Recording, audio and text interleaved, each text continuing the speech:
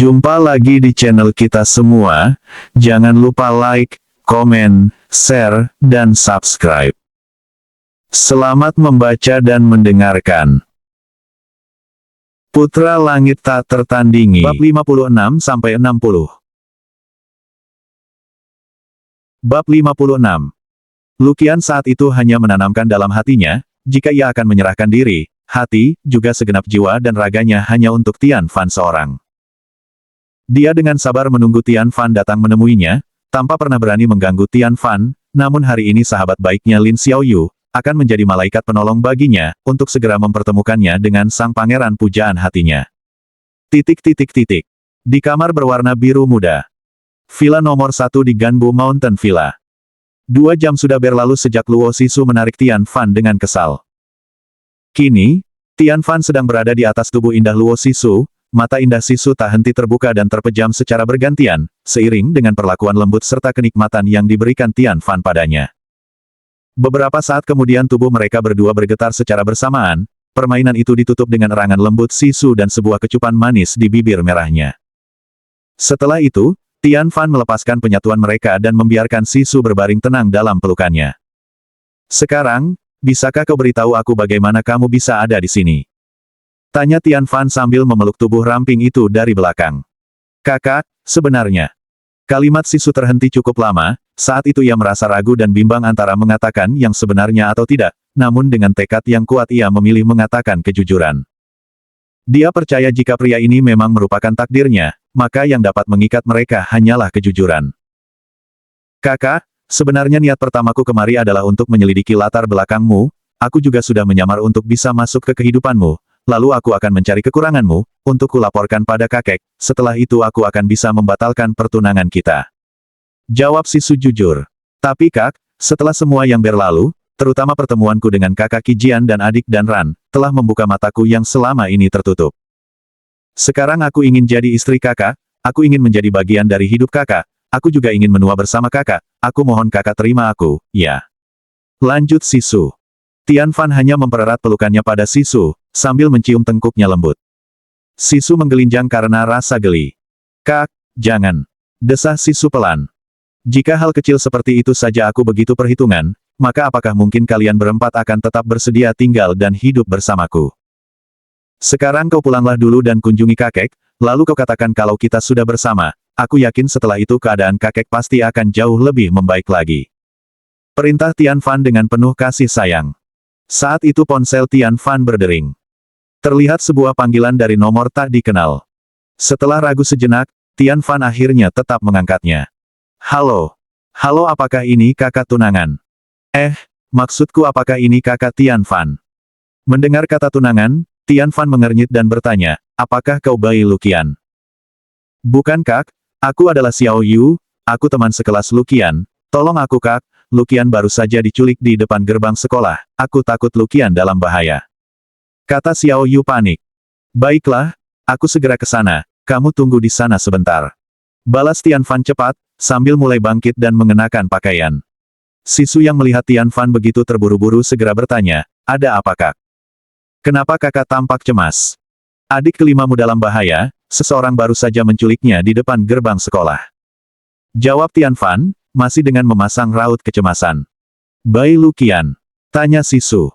Iya, sekarang aku harus segera pergi, kau beritahu kakak dan adik-adikmu agar mereka tidak bingung. Perintah Tian Fan sambil hendak beranjak pergi. Tunggu kak, aku akan ikut bersama kakak. Pinta Sisu. Kalau begitu ayo. Kata Tian Fan cepat, sambil mulai membuka pintu dan keluar. Bab 57. Di lantai bawah villa itu, 3 gadis cantik sedang mengobrol santai, dengan senyum indah tak henti-hentinya merekah di bibir cantik mereka. Saat itu, mereka melihat Tian Fan bergegas turun dan diikuti oleh Sisu di belakangnya. Kakak suami, kau kenapa? Tanya Dan Ran. Aku harus pergi ke sekolah Luqian, adik kelima kalian diculik seseorang. Kata Tian Fan cepat, ia benar-benar mengkhawatirkan Luqian, dia takut jika sedikit saja terlambat maka Luqian akan dalam bahaya. Apa? Tanya mereka bertiga serempak karena kaget. Kakak, kami juga akan ikut denganmu. Kata Qijian cepat. Mereka berlima kini telah tiba di parkiran, lalu Tian Fan melakukan pengaturan dengan cepat, aku akan menggunakan mobilmu, adik Sisu. Adik Qijian dan adik Danran, kalian satu mobil. Lalu adik Mei Ling, bisakah kau mengajak kakak Sisu pergi bersama dengan mobilmu? Bisa kak. Jawab Mei Ling terbata. Dalam hatinya ia bergumam, mati aku, sekarang Sisu pasti akan marah-marah padaku, karena berani berhubungan dengan kakak Tian. Ia hanya menunduk dan berjalan menuju mobilnya. Dalam sekejap sebuah Land Rover berwarna putih melaju membelah jalanan kota Xia menuju ke selatan, di belakangnya ada sebuah mobil Mercedes-Benz G-Class hitam, lalu tepat di belakangnya sebuah mobil Audi merah juga mengikuti. Di dalam mobil Audi, dua sahabat baik yang biasanya sangat dekat itu, kini keduanya sama-sama terdiam.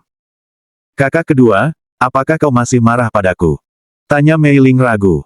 Hahaha, aneh sekali rasanya dipanggil seperti itu oleh sahabat sendiri. Jawab Sisu, sambil tertawa. Jadi apa kau sudah tidak marah? Tanya Mei Ling menebak-nebak. Dasar gadis bodoh, apa aku pernah bisa marah padamu? Tanya Sisu. Mei Ling tertegun sejenak, rasanya ada yang aneh, tapi apa? Jika kakak Tian memilihmu sebagai salah satu dari istrinya, artinya kamu memang layak untuk itu, aku tidak sedikit pun marah padamu. Kita ini sahabat, aku justru bahagia bisa berbagi sesuatu yang berharga dalam hidupku denganmu. Kata Sisu tulus. Mata Mei Ling seketika berkaca-kaca. Gadis bodoh, jangan menangis. Kau itu biasanya yang paling dewasa dan tenang, kenapa sekarang jadi sentimental begini? Apa karena terlalu lama ditindih kakak Tian? Kata Sisu mengejek sahabatnya itu. Saat ini Mei Ling baru sadar, ternyata hal aneh yang ia rasakan itu adalah sikapnya dan Sisu yang kini seperti terbalik dari biasanya. Gadis bodoh, beraninya kau mengataiku bodoh, bukankah kau yang gadis bodoh? Kau bahkan hampir menolak kakak Tian. Balas Mei Ling mengejek. Adik keempat, berani sekali kau berkata begitu pada kakak, kakak akan laporkan kau pada kakak Tian agar jatahmu dikurangi. Canda Sisu yang tak bisa lagi menahan tawanya. 10 menit kemudian, Tian Fan telah sampai di tempat yang dikatakan Xiao Yu. Tian Fan melihat sekeliling lalu tatapannya jatuh pada seorang gadis cantik, yang duduk lemas di trotoar di samping jalan. Apakah kau adalah Lin Xiao Yu? Benar, kau adalah kakak Tian. Kata Xiao Yu sedikit gemetaran, tampan sekali pria ini, batinnya. Iya, aku adalah Tian Fan, temanmu adalah tunanganku, bisakah tolong kau ceritakan padaku bagaimana kronologi kejadiannya? Itu, tadi guru kami meminta tolong kami memfotokopi beberapa surat, saat itu aku keluar bersama Lu Qian, saat kami sedang mengobrol, tiba-tiba sebuah mobil van berwarna hitam berhenti di depan kami, sekitar 4 orang turun dari mobil itu, mereka mendorongku hingga jatuh dan membawa Lu Qian pergi. Kata Xiao Yu menjelaskan. Kenapa rasanya ada yang janggal, semuanya terasa terlalu kebetulan. Kata Tian Fan menganalisis, sedikit keraguan tampak di wajah tampannya. Maksud kakak? Tanya Xiao Yu tidak paham. Bab 58. Bagaimana para penculik itu bisa tahu kapan kalian akan keluar gerbang? Mereka juga bisa langsung mengenali targetnya, seolah semua sudah dipersiapkan. Jika mereka hanya penculik biasa, mengapa mereka hanya membawa Lu Qian? Harusnya dengan jumlah mereka, mereka bisa membawa kalian berdua sekaligus. Kata Tian Fan melanjutkan. Lalu sekarang kita harus bagaimana kak? Tanya Xiao Yu lagi. Sebelum Tian Fan menjawab, tampak sebuah mobil hitam dan merah juga tiba di tempat mereka saat itu. 4 gadis cantik yang memancarkan pesona luar biasa turun dari 2 mobil itu, mereka berempat memiliki aura dan menampakkan kelebihan mereka masing-masing.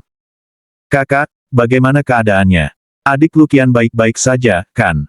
Tanya Sisu cemas. Kakak suami, perlukah aku mengerahkan anggotaku? Tanya dan Ran menyambung. Tahan dulu.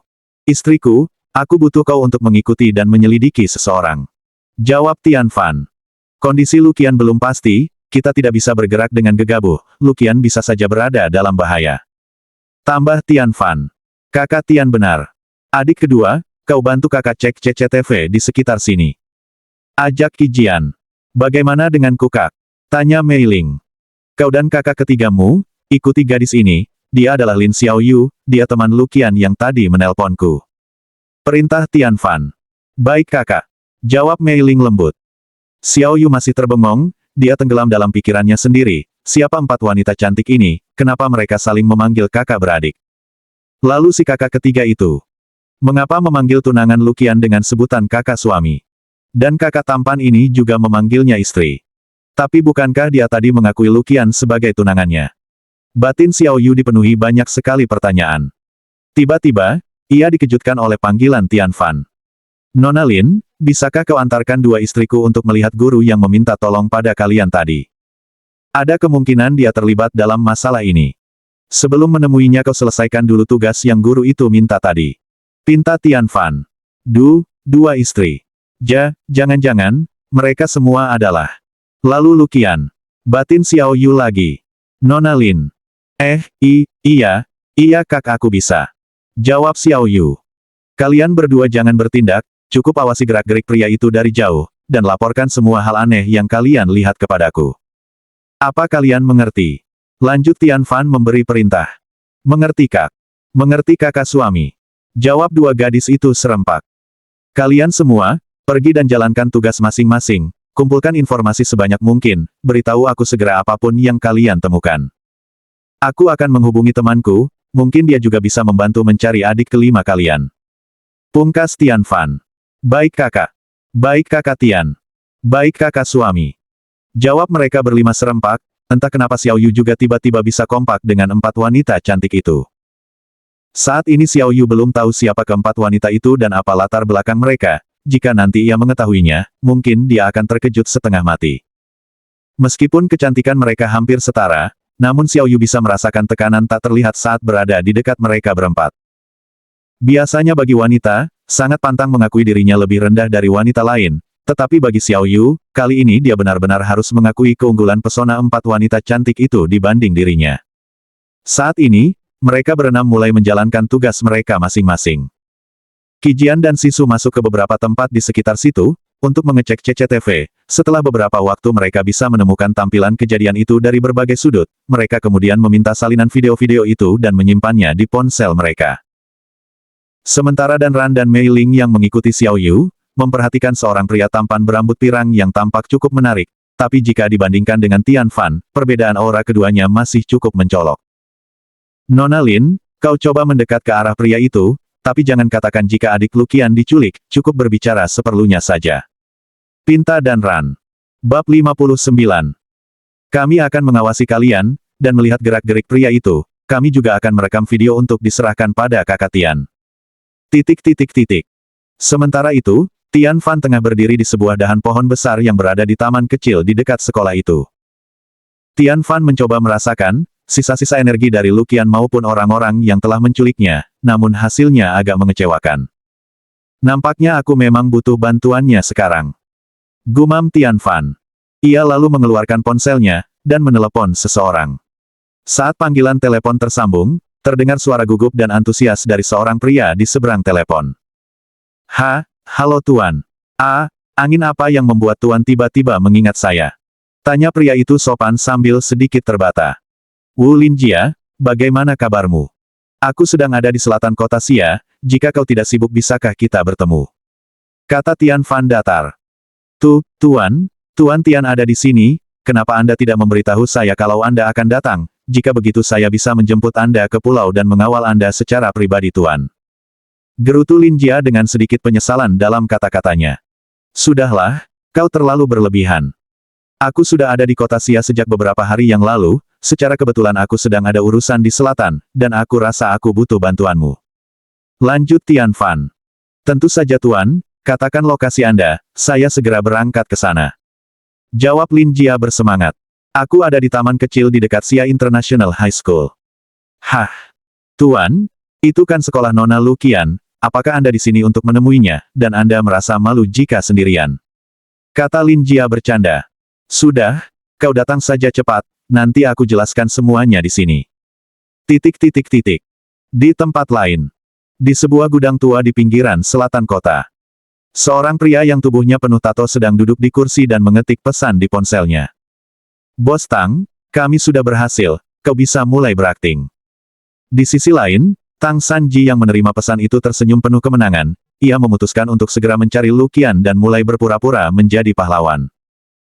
Sedangkan, Luqian yang masih pingsan karena pengaruh obat bius, diikat ke sebuah kursi, lalu salah satu pria di situ menyiramkan air ke wajah cantik Luqian, hingga membuatnya sadar. Tampaknya kau tidur nyenyak Nona, maafkan kami yang berkelakuan sedikit kasar, kami tidak berniat jahat Nona, kami hanya sangat mengagumi kecantikanmu, dan ingin merasakan keindahan itu.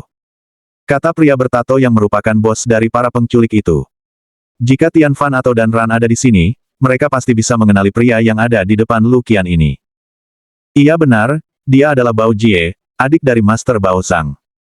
Luqian yang mendengar perkataan pria itu sangat ketakutan, ia berteriak mengancam, jangan macam-macam, kalian tidak tahu siapa aku. Jika kalian berani menyentuhku, nenek dan keluargaku tidak akan melepaskan kalian. Hahaha, kau akan meminta seorang nenek untuk berurusan dengan kami.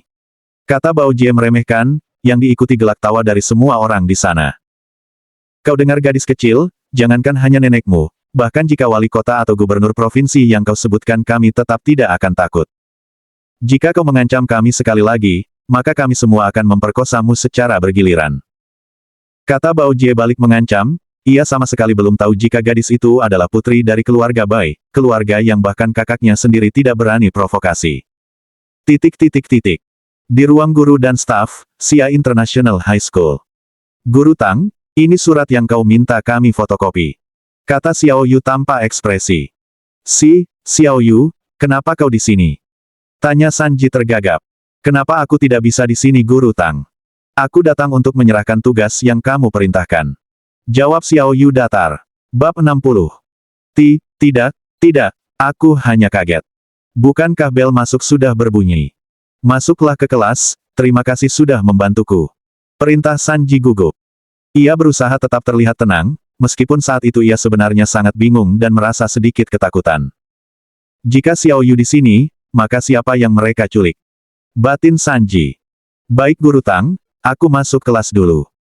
Xiao Yu bersikap sangat tenang, tidak terlihat tegang sedikitpun, bahkan dua gadis itu memuji kehebatan Xiao Yu mengendalikan dirinya. Setelah memastikan Xiao Yu pergi, Sanji buru-buru menelepon. Setelah beberapa saat ia menutup panggilan telepon itu dan bergegas pergi.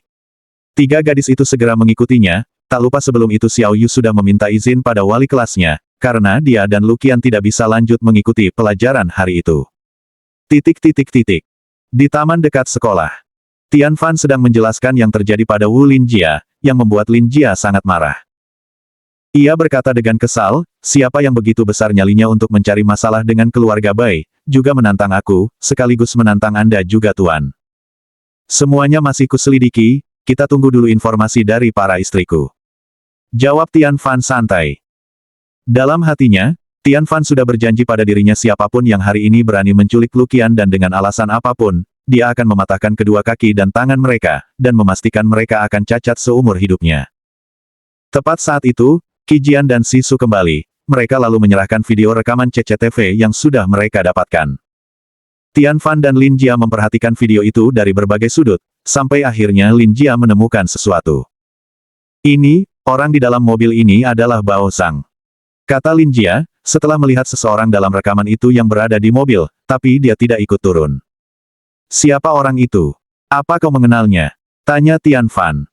Menurut kabar yang beredar di kota Xia, dia adalah pesilat nomor 1 di kota ini, 3 tahun lalu.